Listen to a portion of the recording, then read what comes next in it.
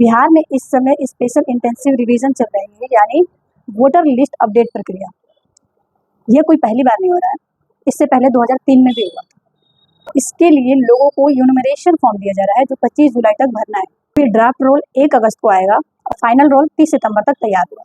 बिहार की लगभग 13 करोड़ की आबादी है, जिसमें 8 करोड़ वोटर्स हैं।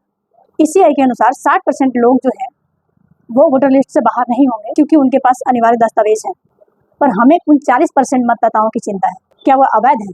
क्या वो इलीगल है? ECI ने जो 11 दस्तावेजों की मांग की है, उसमें है passport, birth certificate, caste certificate, matric या हायर एजुकेशन सर्टिफिकेट और अन्य सभी का नाम मैं स्क्रीन पे मेंशन कर दूंगी। मध्यम वर्ग के पास कभी पासपोर्ट नहीं होता, उन्हें कमाने जाना होता है बाहर, तब वो पासपोर्ट बनवाते हैं। पासपोर्ट सिर्फ अमीरों के पास होता है। बिहार की ग्राउंड रिपोर्ट के कुछ रिपोर्टर्स हैं, जिनकी खबर देखने के बाद पता चल रहा है कि कितने लोगों के पास बर्थ सर्टिफिकेट, कास्ट सर्टिफिकेट नहीं है। उनके पास जो सामान्य लोगों के पास होता है, जो सभी के पास है, जैसे वोटर कार्ड, राशन कार्ड, आधार कार्ड, लेबर कार्ड, पर ये ECI को नहीं चाहिए। ECI के द्वारा जो जारी दस्तावेज है वो उनमें से नहीं है। तो क्या ये लोग इलीगल है? ECI का कहना है कि जो लोग वोटर लिस्ट से बाहर होंगे, उनके पास ये विकल्प रहेगा कि वो DM के पास जाकर अपील कर सकते हैं।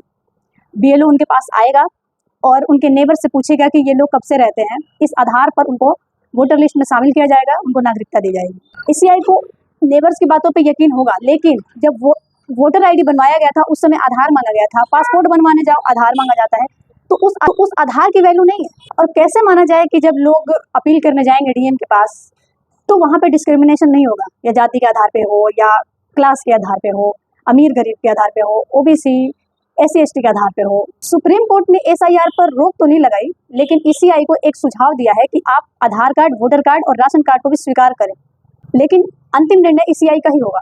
बिहार एक फ्लड अफेक्टेड राज्य है। यहाँ की लगभग 73% जियोग्राफिकल एरिया बाढ़ से पीड़ित रहता है हर साल। वहाँ पे लोगों को अपना घर बचाना, अपनी जान बचाना मुश्किल हो जाता है। लोग अपने डॉक्यूमेंट्स कैसे बचाएंगे?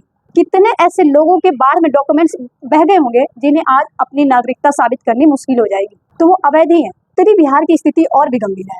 यहाँ के करीब 76% आबादी हर साल बाढ़ के खतरे से जूझती है, और अकेले बिहार में पूरे भारत का 16% बाढ़ केवल बिहार में आता है।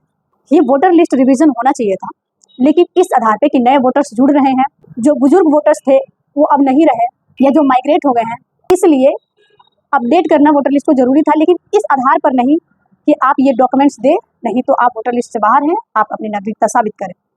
ये गलत है। इस पे और विचार करने की जरूरत है सरकार को, ECI को। इसमें बेहतर किया जा सकता है।